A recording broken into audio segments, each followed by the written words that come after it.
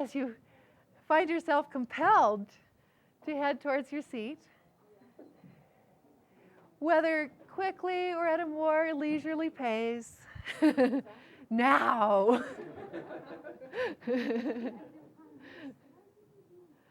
That's right. Okay. So I'd like to get some of your experiences from the exercise that we just had on changing time frames in a sequence. Yes? I found it very difficult at first just to avoid saying past, present, and future. Yeah. So how many of you had that experience of it being difficult to avoid past, present, and future? And I do that too. And it's not that we can't use those words. It's that by taking away that choice, what I want is to enhance all of our flexibility with just the verb forms. And did you find that when you did let go of the words past, present, and future, that you were still then changing time frames just using the verbs? Slowly. Beginning to. Yeah. That's excellent. And it's supposed to be a challenge after all. It's new material. So, any other experiences you had with the exercise? I lost myself. Lost yourself. Now, what's your name? Alessandra. Alessandra. Anybody see Alessandra? Because I did the exercise with Michael. He's from Germany. And I did the exercise with Gene. He's from Alaska. So I was traveling between Germany, Italy, and Alaska. And I think that now I'm in Florida. Okay. Need to come back. Excellent. So, and how many of you noticed that doing this, when you were the person receiving the language, perhaps in particular, it's easy to go into a state sometimes of confusion. It really kind of shakes things up a little bit. That's a common reaction to this particular pattern. And it is okay, because some of that loosening up is what we're going for with this. So rather than being such a fixed thing, this is a limitation. We're going to start having more flexibility and looseness with it. Now, of course, if we're doing this in the context of a longer piece of work, this isn't the only piece we're going to do, is it? Not usually. Unless, for example, with the threshold of perception guy I was telling you about, this is the only thing I did. And he stepped into the outcome and had it. But most of the time, this is one part of the sequence. So let's look back at our chart here.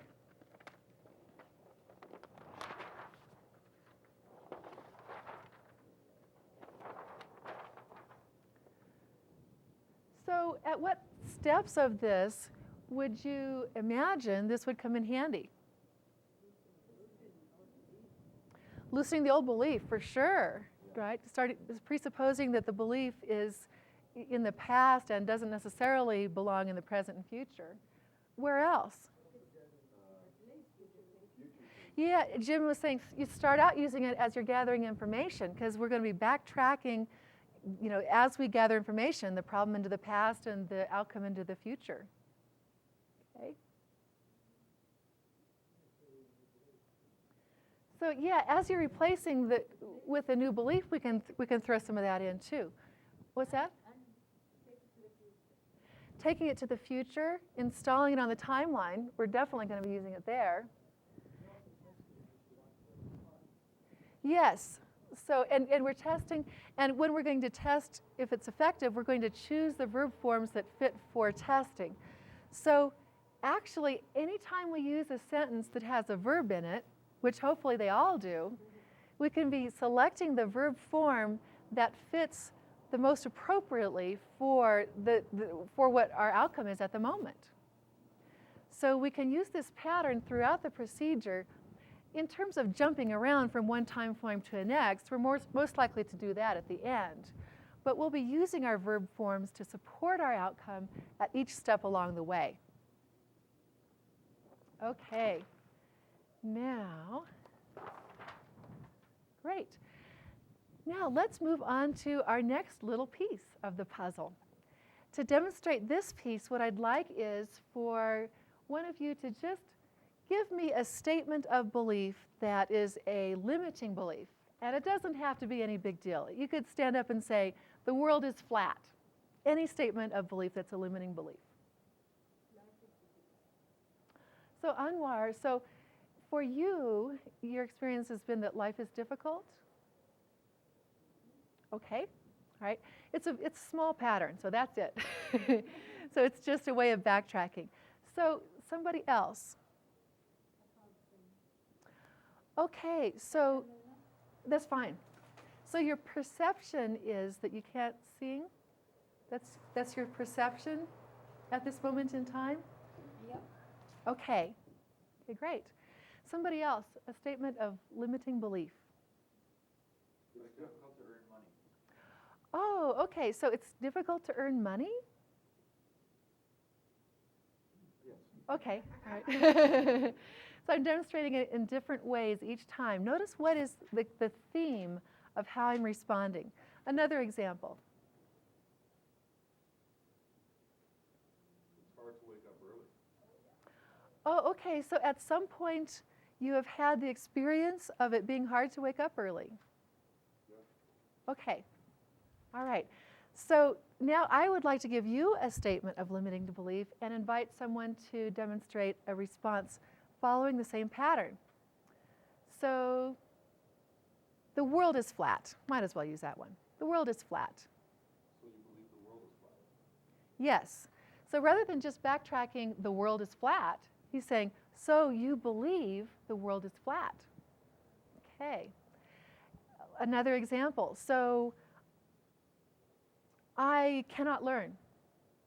I cannot learn. So you've had experiences that give you information from which you conclude you cannot learn? Absolutely. So you've had experiences that gave you, from which you've concluded that you cannot learn. Yeah, and I don't remember all the words always. I'm attempting to backtrack some for the video, but I don't always remember all the words, but I'll try to sum it up.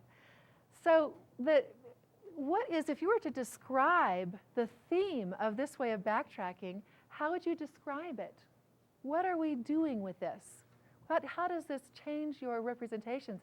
If you were to all pretend like you're saying, the world is flat, and I respond with, okay, so your perception is the world is flat. Open to doubt.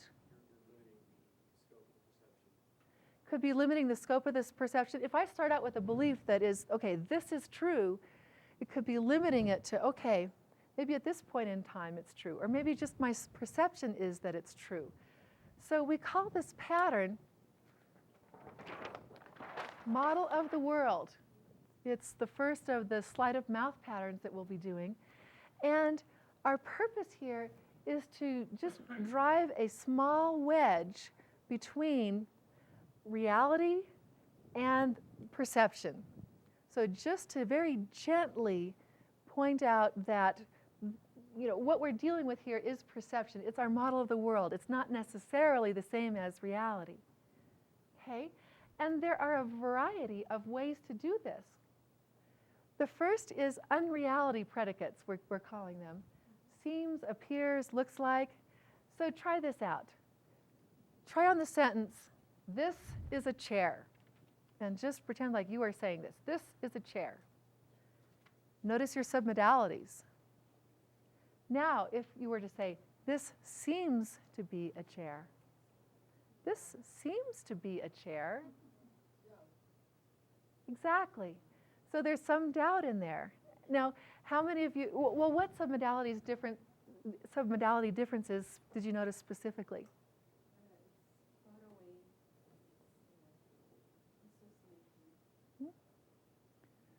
So going from this is a chair to this seems to be a chair makes it more far away and dissociated. How about somebody else? What submodality differences did you notice? The possibility that it might not be, it might be something else. Okay. More than one possibility. So are you saying that you had then a representation of another possibility? Yeah. Yeah? Well, it doesn't even, it might not look like a chair. Okay. It might look like a chair and something else, a tree stump. Okay. You could use it as a chair. Great. So there's more than one possibility then. What other differences did you notice in your submodalities? When it's a chair, I've got a feeling of certainty when I say it's a chair. When it seems to be a chair, it sort of feeling moves up to doubt. So your feeling response to it went from certainty to up here and to doubt. Now, in terms of how you represent the object itself, I'm curious, is there anyone for whom it went from being more solid to more transparent? A few of those? I would say more transparent. It's sort of like when it seems to be a chair, I don't really see a chair. I start to think of what a chair might be and try to fit it into a picture. Okay, great. So it went from being a chair to, trying to fit it into some kind of picture that might be transparent, maybe a little fuzzy. Is there anybody for whom it got fuzzy? Okay, great. Began to shimmer a little. Okay, great. Great. So this is excellent stuff. So as you use these patterns, notice specifically what submodalities change in your experience in response to these patterns. For this one, it's transparency, shimmering, distance, dissociation, number of representations. So there could be representations of more than one possibility. You could have a representation and trying to fit one thing into it and doesn't quite fit. So there are a lot of ways to do it. It's interesting that we can be so unique and yet tend to agree that it made it less of a concrete thing. The next example of this pattern. So for you, this is a chair. Right?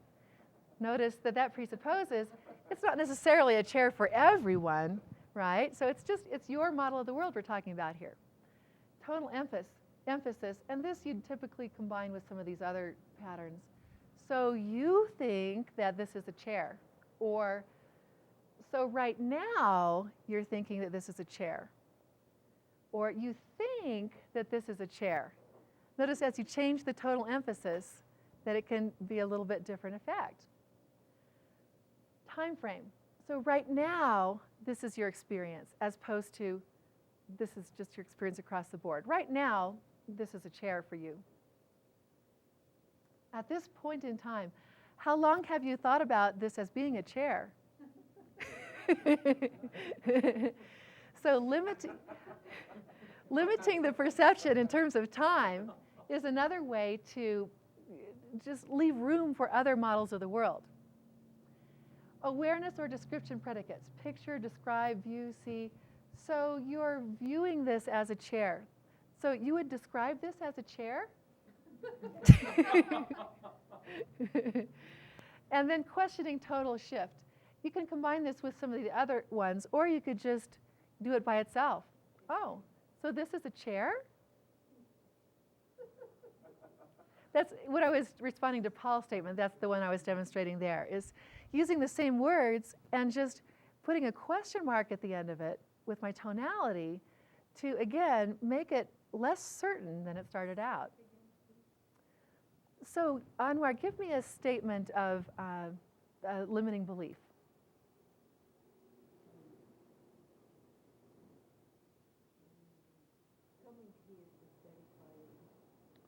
Oh, so coming here is very tiring? So that's that one. That's how to do questioning tonal shift by itself without combining it with some of these others. And as I'm sure you've noticed, that these things go together really easily, all into the same sentence. Okay, so let's go ahead and get some experience for all of you with this. And we can demonstrate this exercise really quickly. It's a very simple exercise. I'll just need a couple more people to jump up.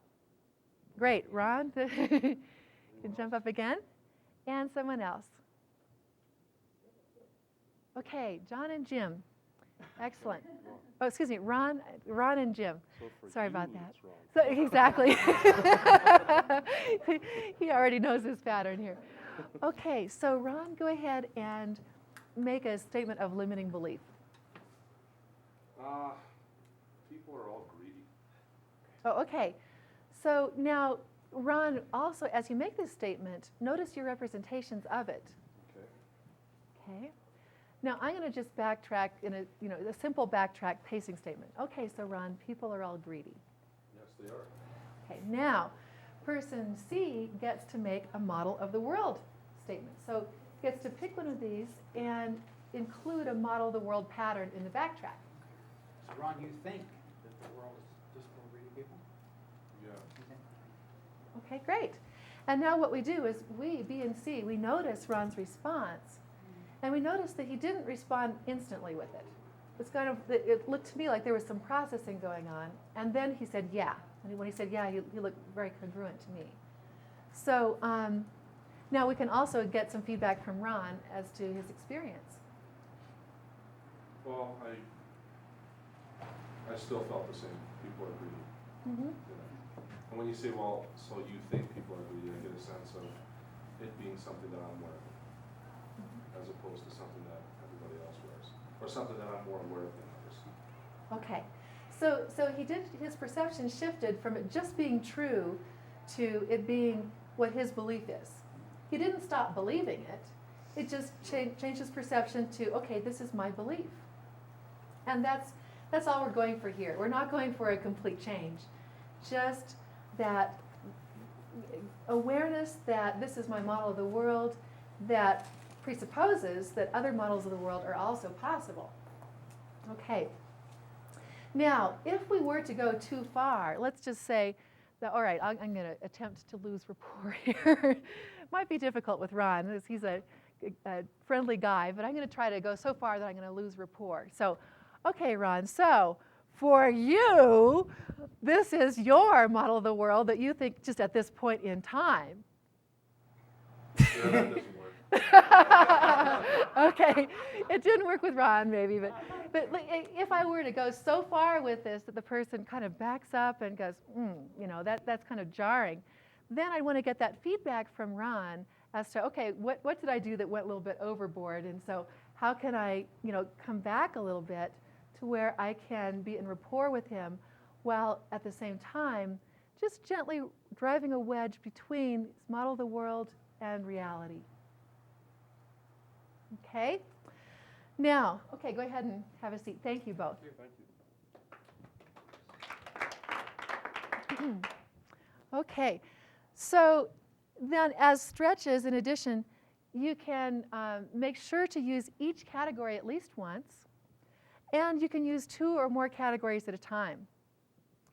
And then in addition, if you want to have some fun, person A, who's in Ron's role, can just role play really bizarre beliefs that are kind of psychotic sounding, and that can just make it kind of fun and playful too, if you wish.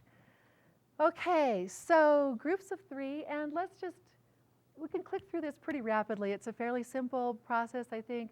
Let's just take 4 minutes and rotate as many times as you have a chance to do so in that period.